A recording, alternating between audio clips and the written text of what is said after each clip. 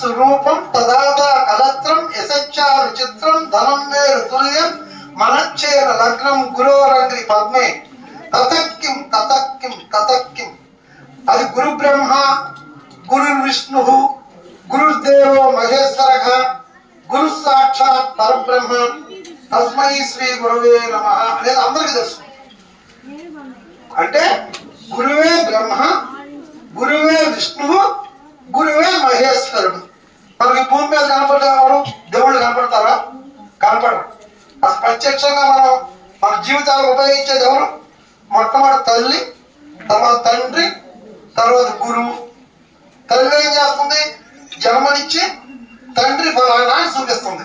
ఫలానా ఆయన తండ్రి అని అప్పుడు తెలుస్తుంది. లేకపోతే మన తండ్రి మనకు తెలియదు కదా. అట్లా తండ్రి ఏం చేస్తాడు? ఒక ఉత్తమమైన గురువు దగ్గర తీసుకెళ్తాడు. ఆయన సరైన గురువు అయితే దేవుడిని చూపిస్తాడు. మామూలు చదువు చెప్పే గురువులు వాడు ఉపాధ్యాయులు అంటారు. భగవంతుడిని చూపించేవాడిని గురువు అంటారు. అంటే ఎవరో సాయిబాబా గారు అంటాడే గురువులు. అందరూ గురువులు అవరు. సరే, అల్లాయంచు మహ్మదీయులు యెహోవాయంచు సత్క్రైస్తవులు. మన రోజుగా చూసే పని అది. మనం ఎక్కువగా జనాభా అసూయపడేదే అది. ఈ క్రైస్తవులందరూ కూడా చక్కగా ఆదివారం యెహోవా అని ప్రార్థన చేస్తారు. చర్చిలకు వెళ్ళి ప్రార్థన చేస్తున్నారు. ప్రార్థన చేస్తే భగవంతుడు పలుకుతాడు. పలికితే కోరికలు తీరుతాయి.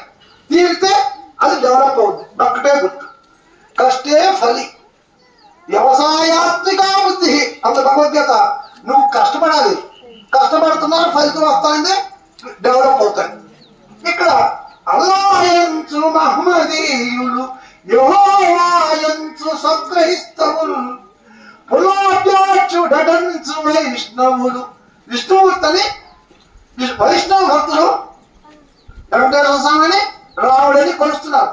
అంత చూడు, ఈయన రామానుజాచార్యులు. ఈ బొమ్మలో ఉండే అనుకుంటారు, మీకు తెలియదు. రామానుజాచార్యులు విష్ణుమూర్తి భగవంతుడు. తిరుపతి వెంకటేశ్వర స్వామిని నిరూపించింది ఈయన. పంగనామాలు పెట్టింది ఈయన. అంతమంది పంగనామాలు లేవు. శివుడా విష్ణువు తేలకుండా అల్లకల్లోలంగా ఉండే సమయంలో ఈ రామానుజాచార్యులు వారు వెంకటేశ్వర స్వామి పేరు పెట్టింది ఈయన. 1000 సంవత్సరాలు నాడు. తిరుపతి చరిత్ర చదువుకోండి, దాంట్లోనే ఉంటాం. తర్వాత ఈయన శంకరాచార్య వారు. ఈ శంకరాచార్య వారు శివాంశ. కానీ ఈయన ఏం చెప్పారు తెలుసా? ఇప్పుడు స్వామి వారు ఎట్లా చెప్పారు? ఆ కాలంలో కొట్టుకు వస్తుంటే బౌద్ధులు, హిందువులు, క్రైస్తవ మతం రాలా. బాగా కొట్టుకుంటున్న సమయంలో మన శివభక్తులు విష్ణుభక్తులు కొట్టుకుంటున్నారు. వెంకటేశ్వర గుడే పడగొట్టాలని శివభక్తులు కులత్తుకు చూడని వాడు తిరుపతి పడగలకి వెళ్ళిపోయాడు.